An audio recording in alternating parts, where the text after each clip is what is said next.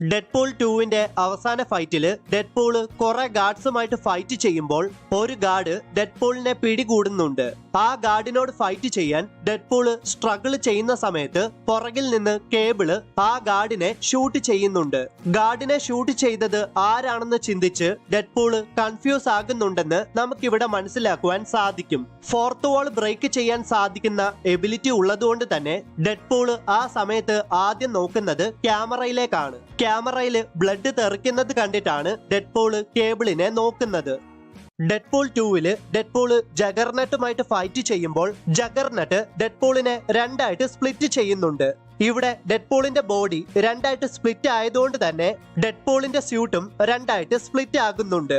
എന്നാൽ ഡെഡ്പൂൾ 2-ന്റെ അവസാന ഫൈറ്റില് ഈ സീനിൽ ശ്രദ്ധിച്ചു നോക്കിയാല് രണ്ടായിട്ട് സ്പ്ലിറ്റ് ആയ തന്റെ സ്യൂട്ട് ഡെഡ്പൂള് ഡക്ട് ടേപ്പ് ഉപയോഗിച്ച് റിപ്പയർ ചെയ്തേക്കുന്നതായിട്ട് നമുക്ക് കാണുവാൻ സാധിക്കും. ഡെഡ്പൂൾ 2-ല് ഡെഡ്പൂള് ടീം എക്സ്പോർട്സിനെ ക്രിയേറ്റ് ചെയ്യുന്ന സമയത്ത് തന്റെ ടീമിലെ മ്യൂട്ടൻസിന്റെ ഫോട്ടോസ് ഭിത്തിയിൽ ഒട്ടിക്കാൻ ഡെഡ്പൂൾ ഉപയോഗിക്കുന്നത് കത്തികളാണ്. എന്നാൽ തന്റെ ടീം മെമ്പറായ ഡോമിനോയുടെ ഫോട്ടോ ഭിത്തിയിൽ ഒട്ടിക്കാൻ ഡെഡ്പൂൾ ഉപയോഗിക്കുന്നത് തംബ് ടാക്ക് ആണ്.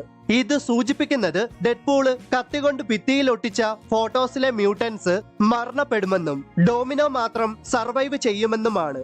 എന്തായാലും അതുപോലെ തന്നെ സംഭവിക്കുന്നുണ്ട്. ഡെഡ്പൂൾ 2-ല് ഒരു ഫേമസ് ആക്ടറിന്റെ ഒരു സീക്രട്ട് ക്യാമിയോ ഉണ്ടായിരുന്നു. അത് അധികമാരും ശ്രദ്ധിച്ചില്ല എന്നതാണ് സത്യം. അതായത് കേബിള് ടൈം ട്രാവൽ ചെയ്ത് ആദ്യമായിട്ട് പ്രത്യക്ഷപ്പെടുന്ന സമയത്ത് രണ്ടുപേര് ഒരു കാറിന്റെ ട്രങ്കിലിരുന്ന് സംസാരിക്കുന്നതായിട്ട് നമുക്ക് കാണുവാൻ സാധിക്കും.